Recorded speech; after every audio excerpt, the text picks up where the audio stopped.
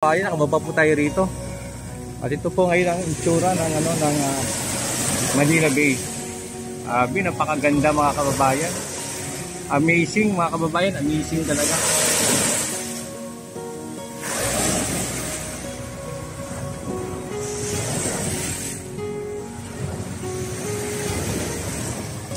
Ayan po, baybayin lang po natin at maglakad-lakad po tayo dito. At magbibigay tayo ng update dito sa may area na to.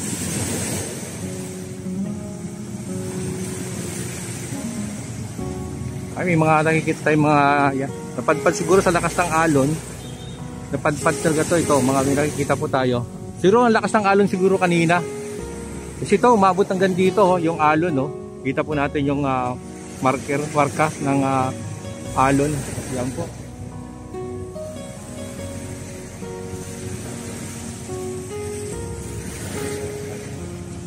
Okay, babaybayin lang po natin to.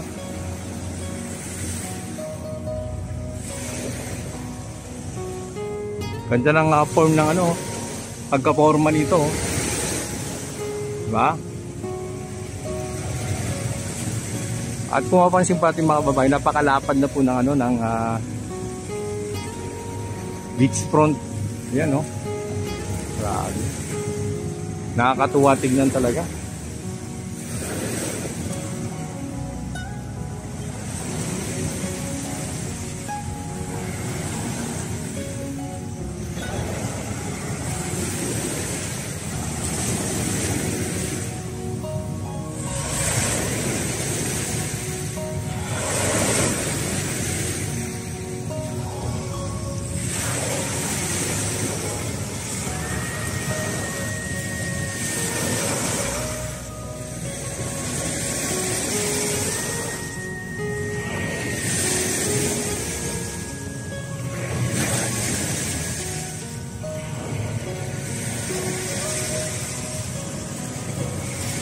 Grabe mga kababayan, natutuwa ako.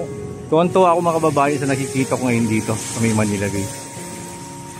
Hindi natin maisip na maging sa ating pumasok man sa ating kaisipan na pwede palang mangyari ito. Yung magkaroon ng isang magandang beach sa may city. Kasi pag naliligo po tayo, ang unang isipin natin, uwi tayo ng probinsya natin, uwi tayo ng province or uwi tayo ng Cavite, Zambales or Bataan para maligo. Pero po, ngayon sa city na mga babayan, nasa city na po yung karagatan. Umabot siguro yung lampas ng tubig dito. Kita po natin yung umabot siguro yung hampas ng tubig dito.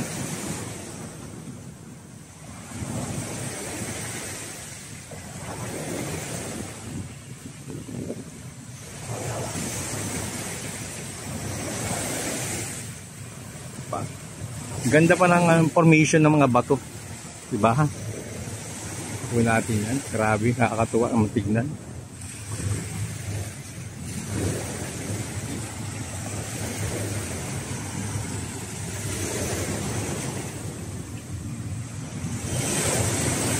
Okay, balik muna tayo. Wala tayong makakakitan dito. Kasi may bandang unahan tayo. Ito yung mga babayan. Yan. Dalang pasigan tayo.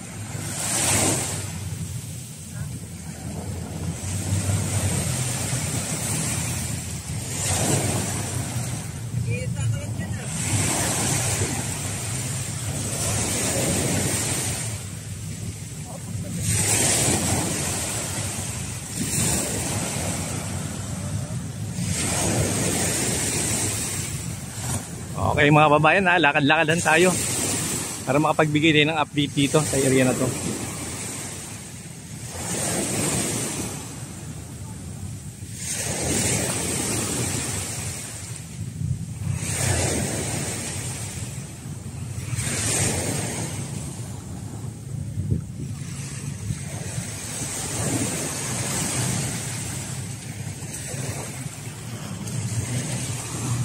Ito mga babayan, sa may area na to, ito pong area ng between phase 2 and phase 3. Itong nilalakaran po natin. Sa may bandang nakikita po natin yung mga bakal na yon na nakatusok na sa may hindi ko alam kung ano yan, Sa ngayon wala tayong information kung para saan yung mga ginawa nila na yan. Na parang may bakal silang tinusok. Yan daw irampahan. Pero sa ngayon, wala pa din nakukuha talagang konkreto informasyon o talagang mga rampahan talaga yan. Ayan, kita po natin dito. May mga aso. Katakbuhan, tuwan-tuwa sila.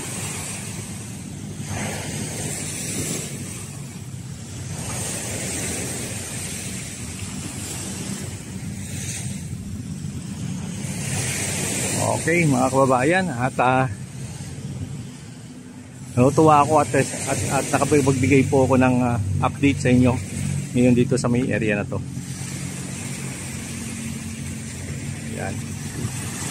Ito si mga doggy, nagtatakbuhan, pati ang mga aso mga kababayan, nag-i-enjoy sila sa kanilang paglalaro dito sa may dalampasigan.